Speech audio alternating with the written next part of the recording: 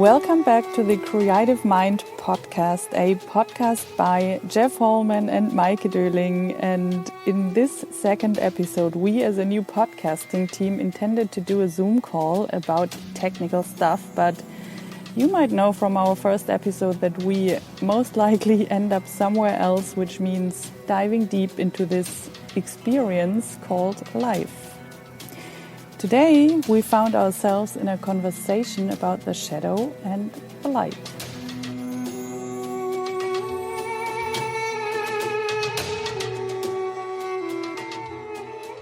This coaching complex that I have, the more I talk with you, the more I talk with Matthias, the more I exercise this with Matthias, the more I will be exercising this with you.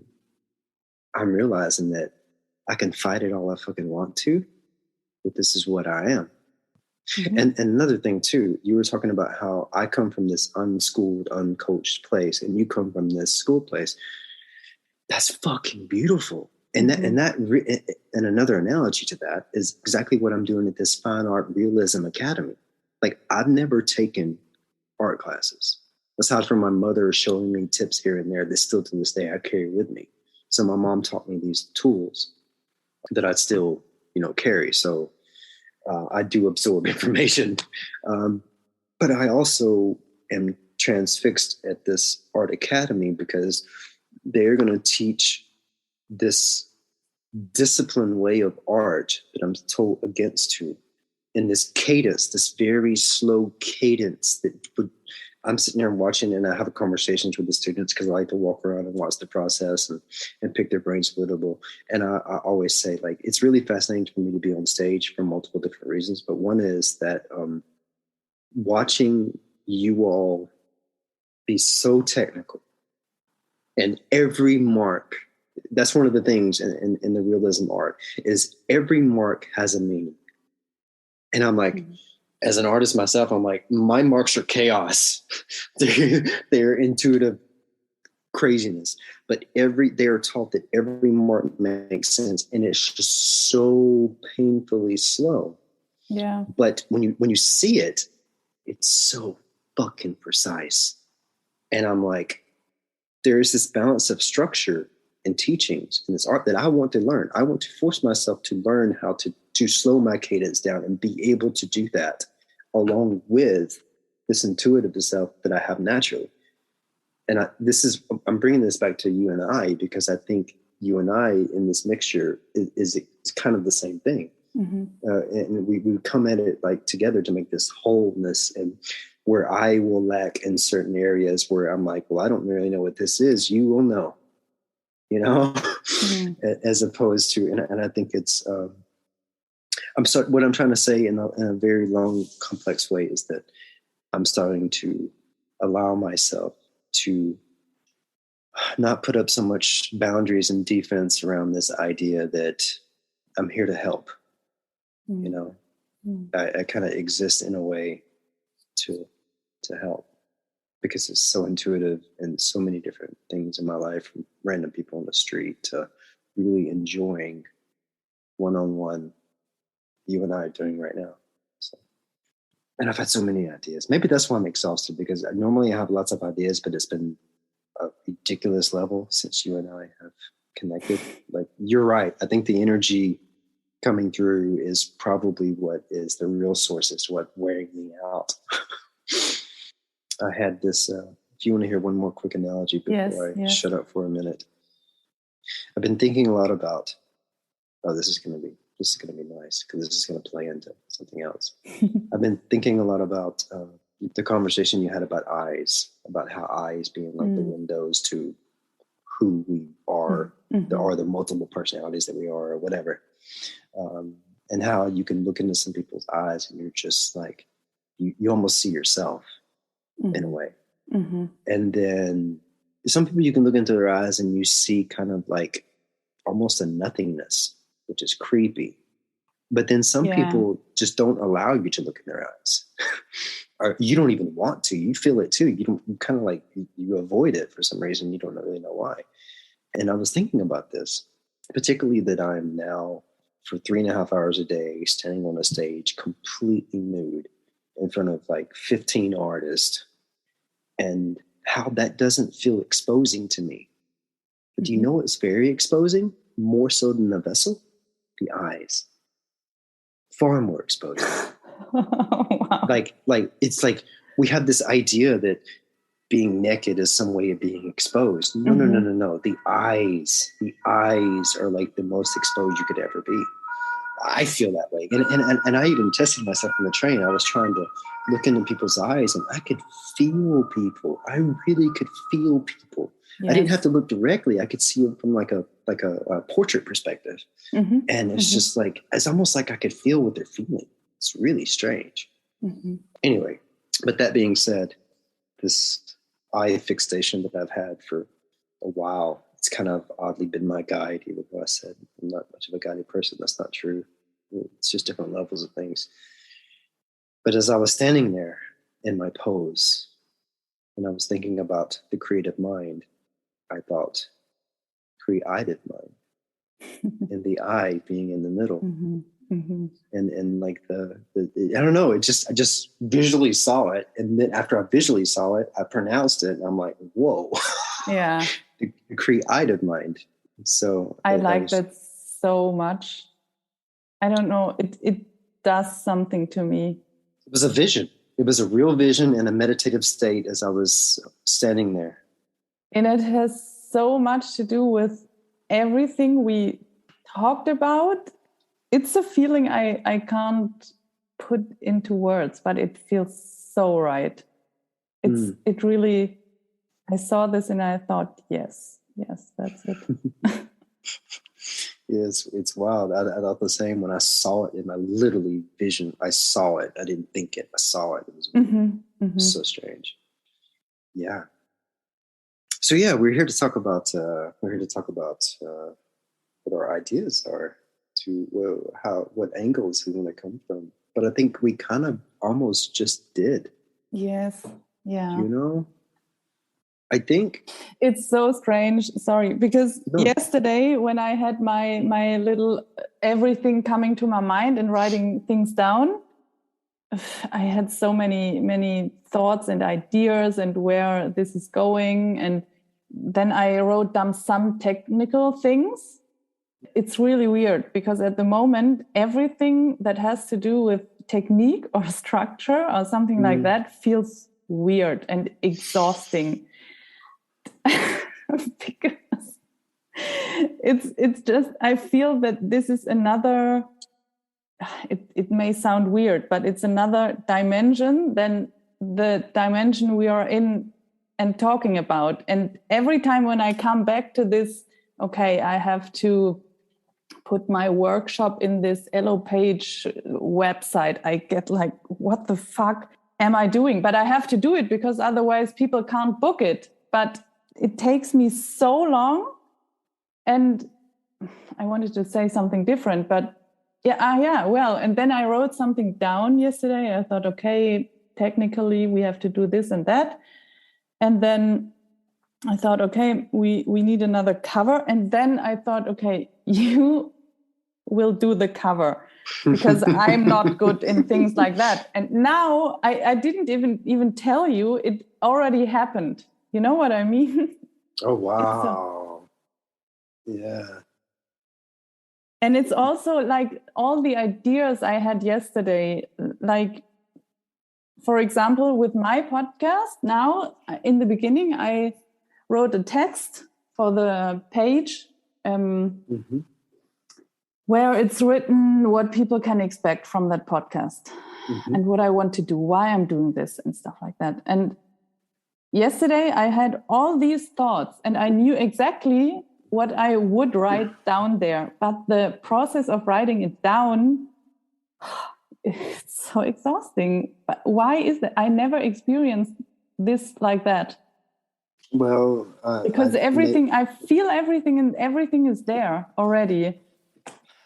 Maybe I need to apologize for this, especially if we're sharing some kind of same energetic space, because you just described the last 20 years of my life. I don't know if we should be recording this part because I'm about to expose myself, but I am the laziest, worst undisciplined person you will ever meet when it comes to structure in the form of paperworks, a form of things. I can't even allow myself to do it. And the crazy thing is, like, I'm a hands-on person. I love process. I love research. I love hard labor. I kind of miss doing hard labor. I love work. But there's something about paperwork and doing things you're supposed to do and all this stuff where I'm just immune to it. I can't do it. And I can't even force myself to do it correctly. Like, that's my weakest part of, like, who I am. And I haven't yet decided if that's a good or bad thing. I understand it limits me from being able to survive in this society in several different ways, and but I just can't. And then I have these thoughts, like, again today, I was thinking about structure and all of these things, and then I started thinking about the ignorance and the simplicity and the stupidity of our society. For instance, I always give myself ideas in my head. How do we allow ourselves to live in such a simplistic world? It seems like it's so, hard and complex and layered, but it's not. It's paper mache. It's like, for instance, courtrooms. You go into a courtroom, and they have a structured flow of what they do. They have a judge, they have a prosecutor, they have a defense. Okay, and they sit down and like, okay, did you steal the stuff? What's the evidence? Okay, you were there at this time. You took this. We have your fingerprints, blah, blah, blah, blah. All on a simplistic level. It's just like, you did this time. We've got proof, boom, boom, boom. Where are the fucking layers? Where's the psychology? Where's the, like, what put you in this situation? Where's the, where is the deep rooted experience that created this very unfortunate event that happened? It's not even fucking tapped into remotely. It's such on a simplistic level. And we live in the society in every form of everything that we fucking do. Mm-hmm. Just very simplistic, non-layered bullshit. And I think it becomes more defined every day why I reject so strongly these things, because I just can't tap into something that can't tap into anything other than, like, this is what you do. This person came and murdered this person. Well, let's really dive deep into this person's life and see what created this entire event that come to it. Like, where is this deep conversation in a courtroom, for instance? Because that is such a scary fucking place. That's such a deep place to determine someone else's life. And they just do it based on evidence and witnesses and this other simplistic bullshit. Yeah, but that's because it gives them safety and security, because they underneath there is the fear of losing control, the fear of whatever, so many fears. But yeah, I think this is the thing about consciousness I was talking about, I don't know when. This is so much the one layer about structure and safety and security, because this is what you just described is very German. And actually this is that's funny, because this is kind of the path of my life. Because as I told in the beginning, I asked you if you ever heard something of human design. And I was into that topic for a while, a bit, because I found it very interesting. And I found out that in human design, the topic of my life it has something to do with laws. And the topic behind that is that in my childhood, I was always, this is really German. You have to do things like this and things have to be like that. And I was very good. I almost was perfect in doing what other people wanted me to do. I did everything perfect. It doesn't matter what it was, even if it was art or sports or mathematics or whatever it was. Maybe it was also because I wanted to impress my dad or want the love or whatever.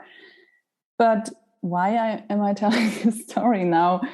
Okay, but the story is that I think when I was 21 and moved to Hamburg, that was the first thing out of this whole system, because I wanted to become an actress and not study law or psychology or whatever, which I could have done.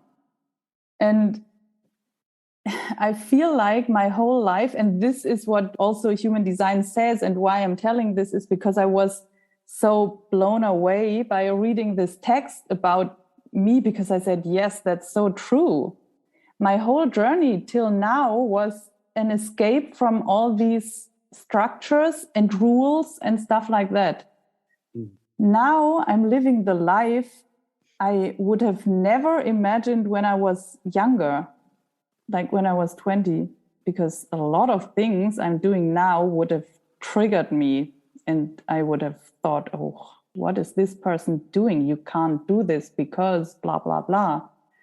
And the whole process since I moved out with 21 was always not following the rules anymore, not doing everything so perfect anymore. This was such a process. Well, can I say that I think it's quite impressive and amazing that you did go through that, like you did take that path and you were able to be that very well detailed structured person. You did very well as you were told and still found yourself where you are. That's such a different journey than me. And I find that fascinating. And I find that there's a lot of strength there, to be able to allow yourself to live that way and then to break that mold, as opposed for myself, who in this aspect of what you're saying, I never allowed myself to grow up in that way. I stayed childlike in that way. I never, again, I was a rebel. I think that's probably the thing. I was just like, fuck you and tell me what to do. You say go left, that's the way. I believe I don't have to go right. I bet I can go through that way and go through the back corners. And I can't, maybe I didn't have, again, like it's just a different path. There's I didn't have the strength of discipline to, one second. Yeah. Hi. Oh, wow. What? Oh, danke schön. Danke. Wow. Okay. All right. She's brought me some nice little treats. Oh, that's so cute. Yeah, awesome. Anyway. I want some too. Okay, let me come to you. Okay. But yeah, that's so interesting what you just said, because you know what? I told you this story about the shaman in Australia who said you hide your artist inside. And with the story I told you now, it's exactly this, because I was so much into rules and being safe. If I do this, I'm safe. If I do that, I'm safe. And that blocked me from really going into my creativity, because it's exactly what you just said about these students. They try to do it how people say they have to do it. At some point, this is good, but there has to be the point where you know what you're doing and then you let go. It's the same with acting as well. But I was so much in this, from the inside, in this system, that I couldn't let go. And the whole process till now, it's a process of letting go. This is why you and I make a good team, because we both come at this same spot from different pathways. Yeah. I really think that's like a key ingredient. I think that's a key ingredients. Another conversation I had with one of the students today, and we were talking about, I was talking to him about particularly how excruciating it would be for me to do it this way, this technical, slow, excruciating cadence of just, it's like would absolutely be so mentally challenging for me. But he said that it is also for him quite challenging. He says, but he feels that, and he's been taught in these classes that, and the great thing about these, there really are good teachers here. There really are. They're, first off, I've seen their work. They're like, poof, and they're quite young too. They're younger than me. They're phenomenal artists in this realism way. But they've been teaching the kids apparently that, I say kids, but there's ages from people far older than me to like 16. It's really all over the place as far as ages. But he said that they said that it's really important for them to learn this very technical way, this very realism type art. And then after you've mastered this or come to a good place with this, then you can go in your intuitive self, go the other way. And I was like, that's really interesting because I'm doing this completely back-asswards. Like I would be completely going intuitive. But see, in this way, this is exactly what you're doing with your life. You're learning the technical ways. You're learning how to do it detailed. You're learning how to structure yourself in doing a way. Now that you've had it, you let it go and work on your intuitive self. So it's a well-roundness of you that I don't have, honestly, if I'm being honest with myself. I'm not going to be well-rounded in that area because I rejected that structure my entire life where I never really experienced it. I haven't decided if that's a good or bad thing yet. but strangely enough, I find myself wanting to force myself to learn this realism way in artistry, this Da Vinci, Michelangelo style of art, which I thought at a point in my life, especially in the beginning of my art career, you said you were hiding your artist. Even though I allowed myself to stay a kid in certain areas in my life, which I do appreciate, I also was hiding my artistry. I didn't become an artist until I was in my mid-30s, you know? So although we took separate paths, we were both hoarding our art, our creative self. And my boom happened from 33. You know, I've been growing in another experience since 33. It's almost like okay. What's going on? Something just popped up in my head, and now I'm going to talk about it because I feel like I should. Okay. So get your diver suit on. We're going deep. So yeah, from 33, I feel like I was rebirthed. Like it was a rebirth. And really though, like I know it sounds cliche, but really, like it was a rebirth, and I've been a new person since then, right? This is going to sound But what happened weird. then? No, nothing happened. But what I'm about to say next is going to sound really weird. It's going to sound strange. This might not be the time or place to talk about this. For some weird reason it is, because it popped up in my head. So therefore it is the time or place to talk about it. Me saying the 33 is what triggered it, actually. But since I was, I don't know. I really can't remember the first time I was thinking about this, but it's been many, many, many years. But I've always had this vision of dying at 53 years old. I don't know. And I've always been okay with it. I've always just kind of just known in a weird way. I wouldn't say in a weird way where it's like makes me feel weird. It's almost just like my lungs breathe. I don't tell them to, they just do. You just know that happens, right? That's the kind of knowing I have. It's really weird. I keep saying weird. Weird is such a stupid word to use here. It's just a knowing. I don't know. It's just, and 33 was when I had a rebirth, and then that triggered the 53 thought again.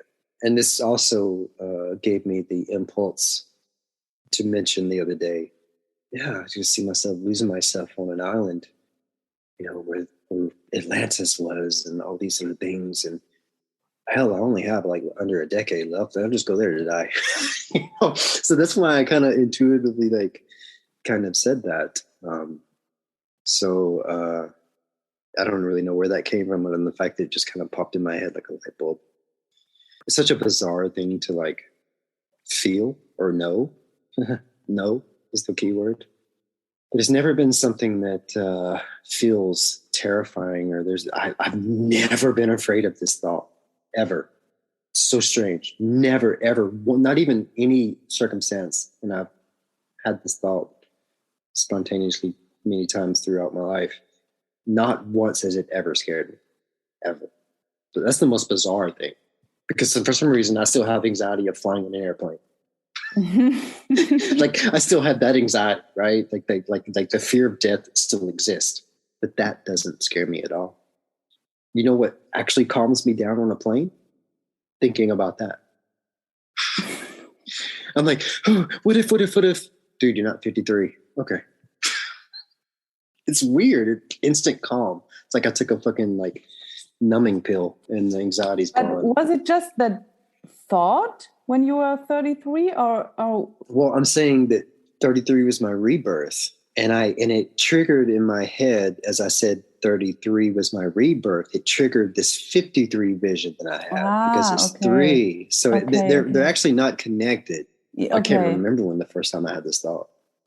I'm just saying that it triggered this 53 thing, and then it triggered me telling you intuitively, I'm going to go to the island to die.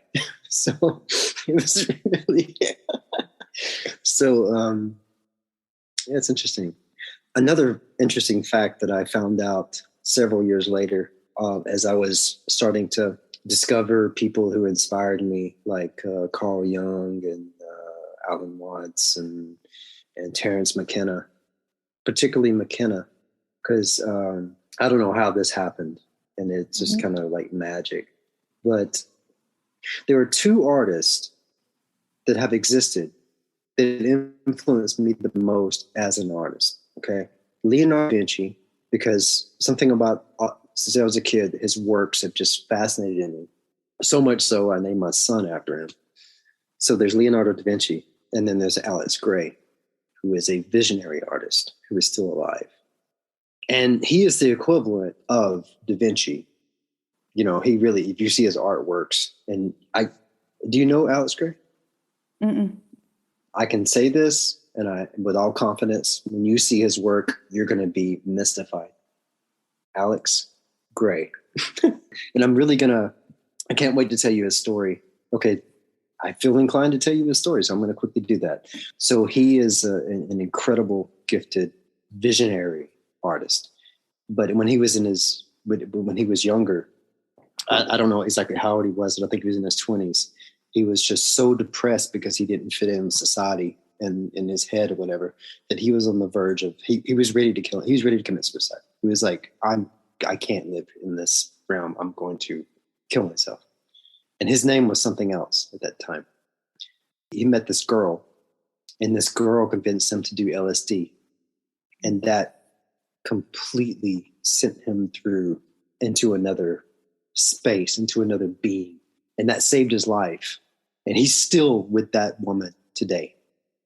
And they met 40 years ago or longer. But she saved his life by giving him some LSD. And it sent him on this visionary path. He understood his purpose here. And he maximized it. He is the dean of visionary art. If you know anybody talks visionary art, he's like Buddha. He's like, Gandhi, whatever.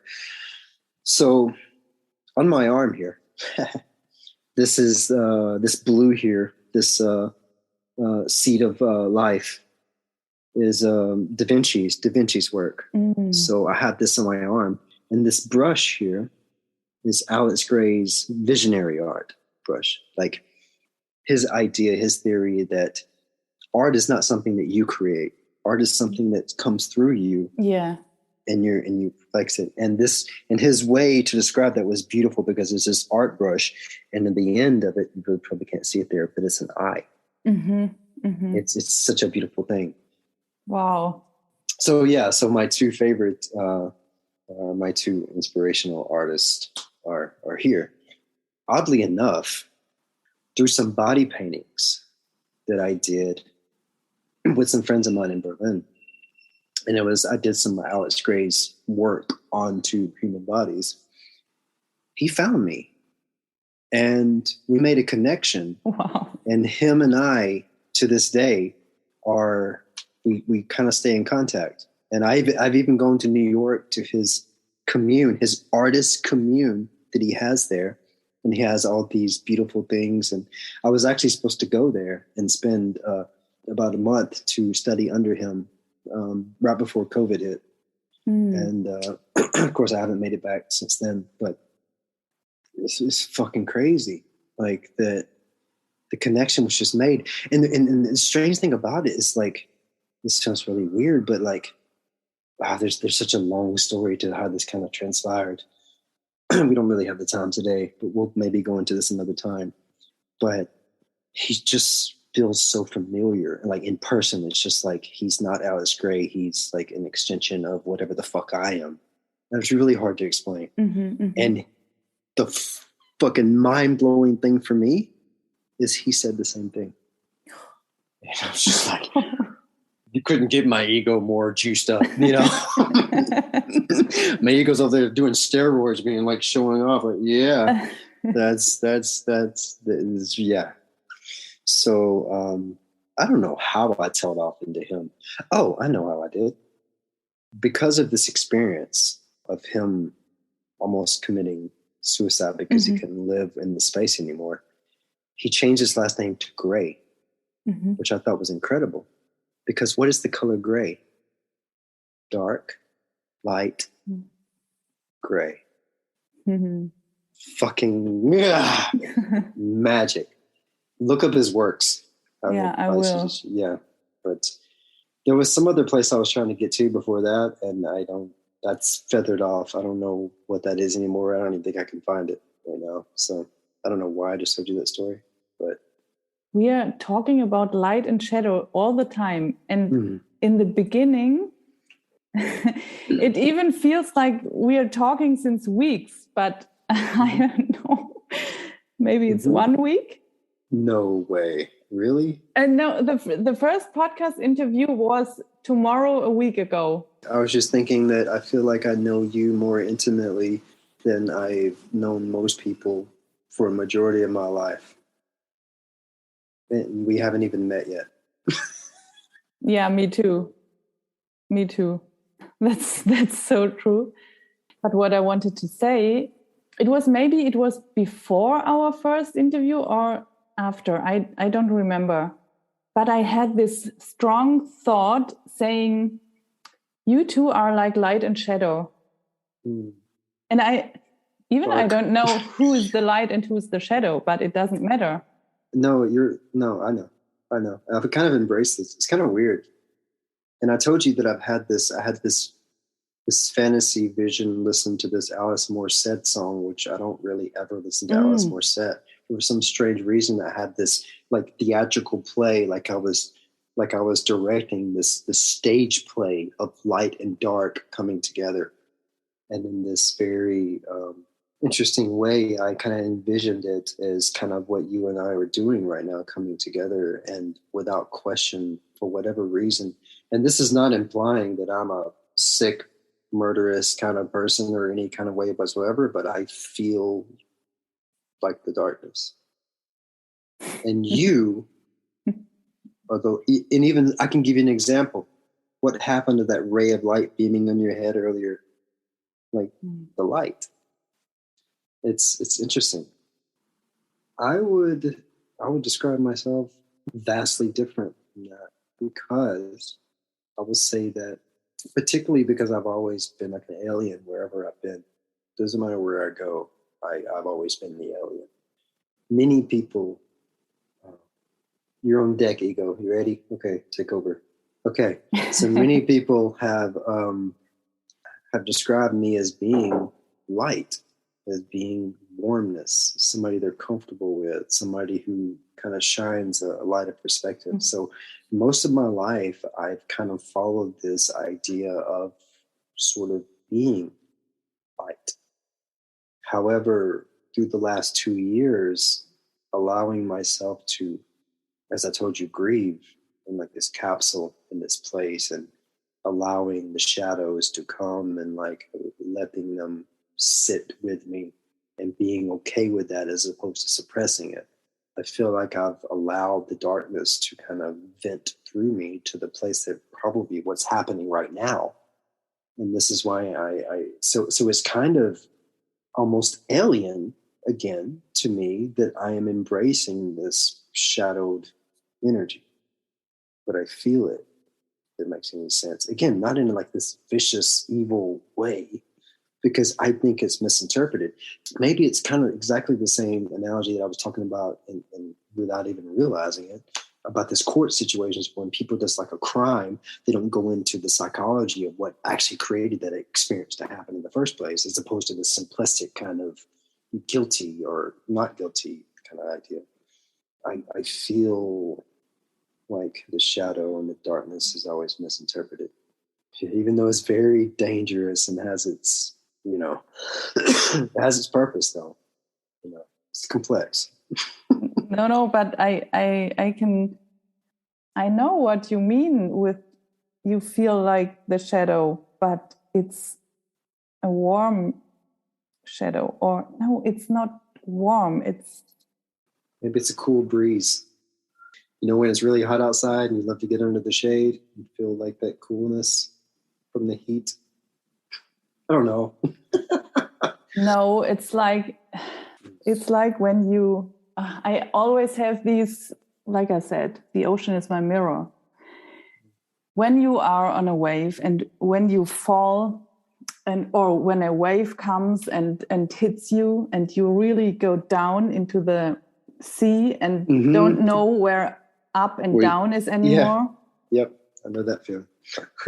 And sometimes I like that feeling if I'm not too long down. But I remember a day a few weeks ago, I fell into the water and I had the feeling like really falling down.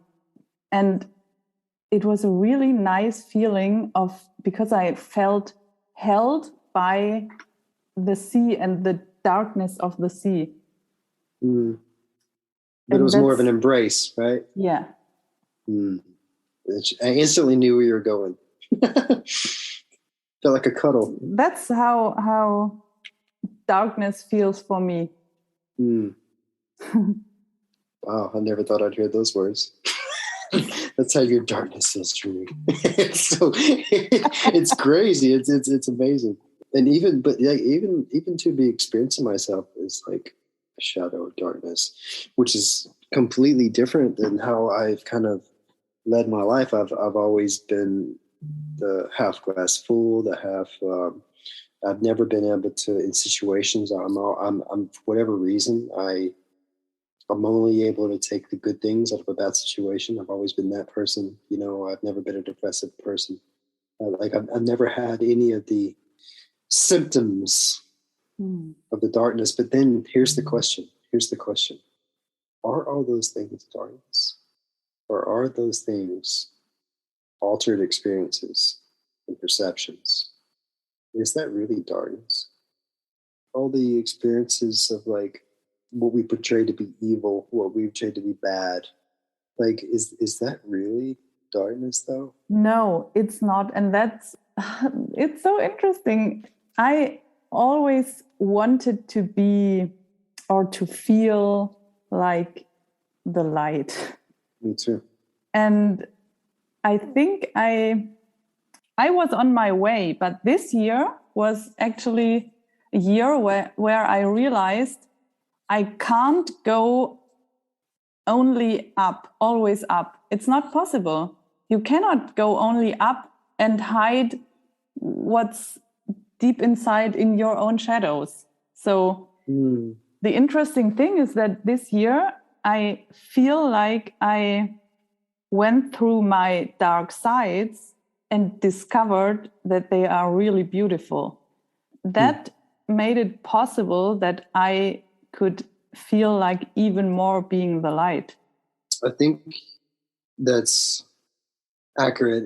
And it's the same. Okay. So I also had, especially with people telling me that I was the light, or I was blah, blah, blah, blah, blah, which inspired me to want to be it more. I want to be this inspirational person that happiness. And then this, happiness is a good word. I'm going to play on that. What the fuck is happiness, right? Okay, this is going to be brutal. So I'm just warning if this is ever played. But these people, it was like, just be happy, man. There's whatever, just be happy. Jesus Christ. Fuck happy. No, fuck happiness. Yeah. Fuck happiness. I mean this at all. Fuck happiness, because happiness is good. Happiness is like an orgasmic moment in a sexual situation. Happiness is a place that's very temporary. Mm-hmm. Because if we lived in that temporary orgasmic place, nothing would get done. Nothing, no growth, no anything, no experience. We would just be in this non-stop bliss place. Mm-hmm. And that's not what moves things. That's not what pushes you. Again, what drives you is being uncomfortable. What drives you is being in pain. What drives you is being fucking confused. That moves you. Happiness does not move you. Happiness paralyzes you. Yeah. Happiness, I'm not saying that I don't like these things. I love them. There is this high from being happy, but it's such a temporary space, and it should be treated as such. It shouldn't be this, no, just be happy every day of your life. Like, and what's that mean? Like, just to not exist, No, I think the same. But I think there's another word full. There's another world. Yeah, there is. That's also true. Yes, for sure. I like the word fulfilled more. But in the beginning, I thought, being fulfilled, yeah, everyone wants to be fulfilled. But I discovered what this word means. If people want to be fulfilled, in the first moment, it sounds like they want to have a happy life and everything should feel good. And they want to have money and everything they wish for and blah, blah, blah. But once I discovered that being fulfilled means that you allow yourself to feel everything, because you cannot feel only the high and not feel the low. It's not possible. You cannot feel the most love you want to feel or the most happiness or joy you want to feel if you suppress your anger and your sadness and everything. It's not possible. So at some point, I was really in a high and in all these emotions. And then the next day or the day after, something came up and I really felt such a pain. And I thought, what's going on now? But that was, if you want to be fulfilled and if you really open up for this, all the darkness will come up as well. I love your use of fulfilled. You know why? That brought me back to the analogy of the puzzle piece. Okay, so you take this puzzle piece, you put it together, you see the picture, you temporarily go, wow, cool, I did it. More puzzle pieces, start again. You don't just stare at it forever. Oh, look at what I made. I'm happy. And you just stare at it like you don't move. You push it aside and you get more pieces and you do the next thing. It's growth. And it's like this puzzle piece. That's exactly what it is, There is not this place that just exists to be happy. That's just bullshit. Yeah. And wow. But at the same time, I am happy in my pursuit of happiness. Mm-hmm. It's the pursuit. It's the process. It's the allowing the grief and the hardness and the struggling and inspiration. All of this together. It gets me to this, like, oh, I put the puzzle together. Cool. Shoop. Next, Yeah. Also, I think emotions are such an interesting thing, because some people are also addicted to their bad emotions and they don't let go of them. The thing is, whatever emotion it is, we have to let it go through us. Yes. And let it go again. Yes. And not wanting to, either if it's happiness or love or whatever, to hold it. But we have to let it go. And then maybe there will be a sadness or I don't know what kind of feeling or anger, and feel it and let it be there and let it go again. And then there will be something else. Much like moving myself to Illinois, living in a capsule of grief for 2.5 years, processing it, and then coming out on the other end and finding light. This is what's happening. Quick pause.